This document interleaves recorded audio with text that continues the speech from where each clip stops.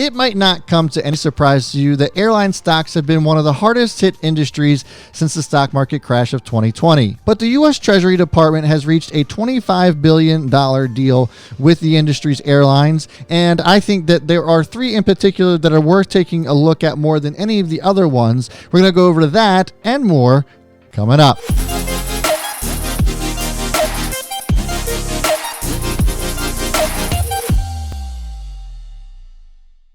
Yes, guys, so 10 of the 12 top airlines have reached an agreement with the U.S. Treasury Department and have taken bailout money from the U.S. in exchange for a lot of things. We're going to get to that in just a second, but first I want to welcome you to this channel. Hi, my name is Brad, and this is Own the Chaos. The stock market is a crazy and chaotic place, and I've made it my mission to help you own it. So if you want to see more content such as this, please, I would ask you to subscribe to this channel, hit that notification to get notified every time I put a video up. And if you get value out of today's video, I certainly would appreciate a good old thumbs up as well. Also, right quick, I just want to encourage you as well, if you have not yet done so or have seen it, I do have memberships to this channel I call the Chaos Crew. So for $4.99 a month, every single day before the market opens, you will get a watch list from me as well as a list of supports and resistances for each one of those stocks that I am watching. I think it's a really good value for the money. And if you're interested in signing up for that, make sure that you're hitting the join button over on my channel page. So go check it out if you think that it's right for you,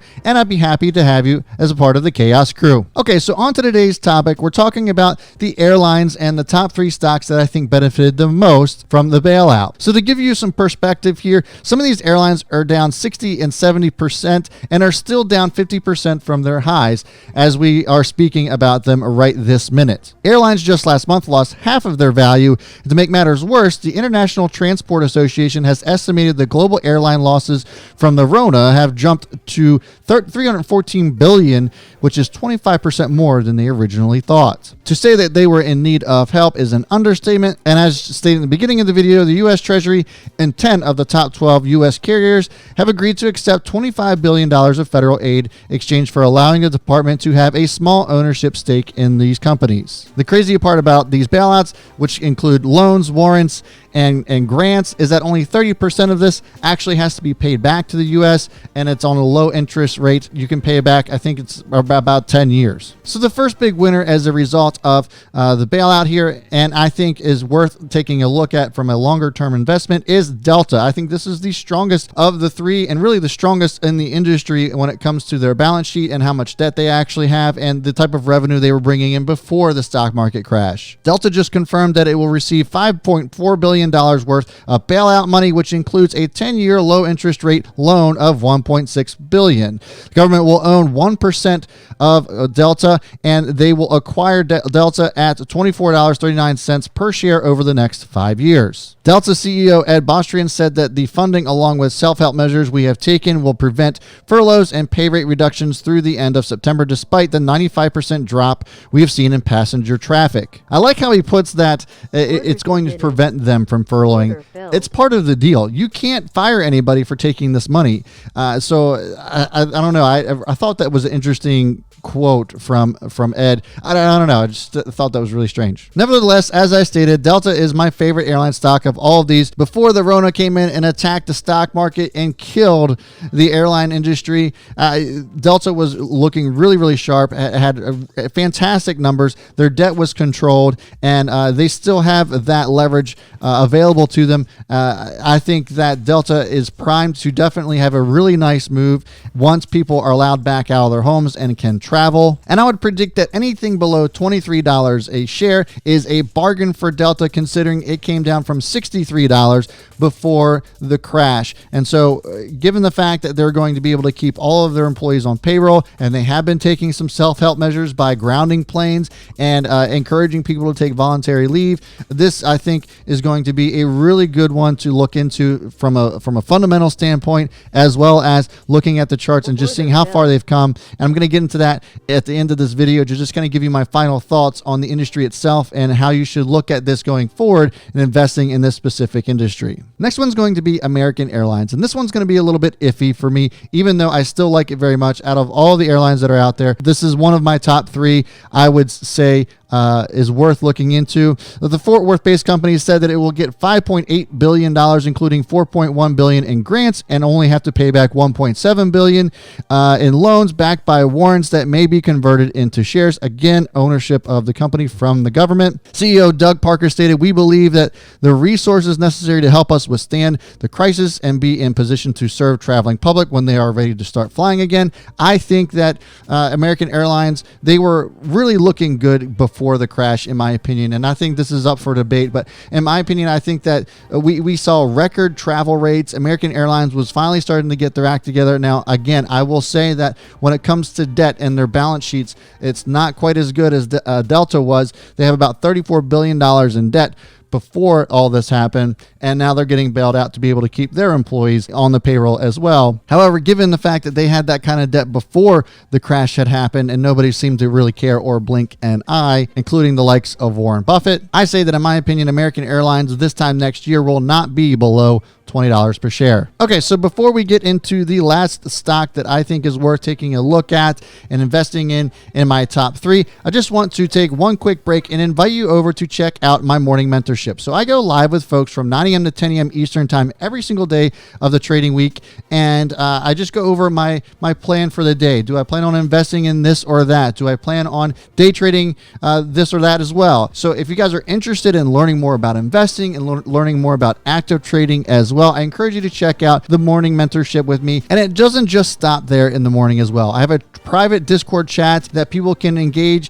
and talk with each other and share ideas, celebrating each other's success all day long as well, 24/7. If you guys want to be a part of that, the links are down in the description, and I'm offering a free month of that mentorship as well, as we are all stuck in our homes. And if you're not going to be doing anything, you might as well learn how to make money while you're sitting at home. So if you want to be a part of the mentorship, I certainly will be happy to have you there. It's a great place to be, and I look forward to seeing you there. All right, so the last and final of my top 3 airline stocks is going to be Southwest Airlines, or LUV. Southwest will receive $2.3 billion in current payroll support and $1 billion in low interest loan backed by warrants as well, similar to American Airlines. Now for Southwest, they will be looking to display strength in its upcoming earnings report, which is expected to be on April 23rd of 2020. Now Southwest has earnings coming up on April 23rd, and they'll be looking to display some strength here, especially as a result of this bailout. What I'm looking for here is earnings anything over $0 per share. That's what analysts are predicting at this point in time, that they will not be experiencing any earnings for this quarter. The earnings per share this quarter will be at 0, which honestly I think that's pretty kind of them. The fact that they won't be operating at a loss, I think may become as a surprise for people. And anything that we can see as far as earnings up over $0 per share, I think it's going to be very positive for Southwest. So I think it's going to be very telling for them. Given the fact that Southwest is still trading below 50% of its highs this year, I still think that $33 a share as of this recording is going to be a joke and quite laughable exactly 1 year from now. Now, Southwest has a really strong balance sheet as well. And when you look at this company, it's not as big as Delta or maybe even American Airlines, but they don't have nearly as much debt either. In fact, they have the least amount of debt, which is around $4.6 billion total for the company. And so I think that as long as they can continue to pay their employees and stay afloat, and I think if they can engage in a lot of the self-help practices that Delta is doing as well, that they will come out on top. And again, guys, I think that this is going to be laughable price this time next year. Which brings me to my final thoughts about the industry as a whole and investing in airline stocks. And I still want to hear from you guys as well. So I'm very interested in getting your comments on this. I don't think the airline stocks are going anywhere. There's a lot of people shouting bankruptcies and this, that, and the other, and the government's just simply not going to allow that to happen. We've already seen extraordinary measures that we haven't seen in history's past from the government. Honestly, as frustrating as it's been, they've actually done a better job as compared to previous recessions on helping a lot of these companies out, especially considering that this specific event was no fault of their own. And the government has really stepped up to help bail these out, and rightfully so. They're keeping people employed. Nobody's losing their jobs. And it's just been a really fantastic thing to see. And I think that once people are allowed outside of their homes, that it's going to be a quick recovery for the airline industry. Now, having said that, I'm sure there's probably going to still be a certain level of fear as far as leisure travel goes, but once people are allowed out of their homes and allowed to go back to work, there's still going to be a need for extensive travel, and there's still going to be a need for flights, which includes air travel. And air travel for business is probably the largest source of revenue for these airlines. I don't think leisure travel is going to be the game changer for the airlines. I think it's just people getting back to work in general is really what's going to propel the industry back to where it once was. At the end of the day, this all comes down to demand, and I think the demand for air travel is going to skyrocket once people are allowed back out to work and once America is open for business again. Now, I say all this, and you should keep this in mind. You got to have the stomach for this. If you're going to buy into these stocks as an investment, you're going to have to endure some extreme volatility, and I don't think that volatility is done and over with. We still have a long way to go, I think, as far as the air travel sector is concerned, especially as demand for oil has come down. We've already talked about that. But like I said, if you have the stomach for it and you can endure this crazy roller coaster ride that you're going to experience within the next coming months, I think that at the end of the day, you will come out on top by getting into some of these stocks. And I'm not saying that you should go all in either. Obviously, diversity is a very important thing. So don't just go buying up 10 of your top 12 airliners, but make sure you pick, and this is why I picked out the ones that I like in particular, and stick with just the few that you see the most value in. Now, some honorable mentions here outside of the top three would be United Airlines, Alaska, and JetBlue. They all received bailout money as well. They have pretty decent balance sheets going into this. So those are other ones that you may want to take a look at as well if you don't agree with the top three that I have. And then, which brings me to the comments section. If you guys want to comment down below and let me know your favorite airlines, the ones that you're looking at, or if you disagree or agree with my sentiments as well as far as the industry is concerned, I would love to hear from you. I reply to all of the comments as much as I can. I think I've missed maybe a few here and there, but I've been trying to reply to all of them, folks. You guys have been amazing with that, by the way. Unbelievable support and engagement with my channel over the last month or so. It's been a really awesome time for my channel, and I just have you guys to thank for that. So thank you so much for the support and the love. If you guys could continue to do that, I certainly would appreciate it. Speaking of which, if you have not subscribed to this channel, I highly encourage you to do so, as I put out videos on Mondays, Wednesdays, and Fridays, and then I have Stock Watch Sunday where I go live and go over the top stocks I'm watching throughout the week. So if you guys want to be a part of that, I would encourage you to subscribe to this channel, hit that notification bell, and give me a thumbs up if you got value out of today's video. So that's going to do it for me, folks. As always, I will see you all before the bell, and B Smith is out. So a lot of you guys responded to last week's video when I said now might be a start to be a time where you may want to consider starting to scale yourself in, or if you're already in any of these airlines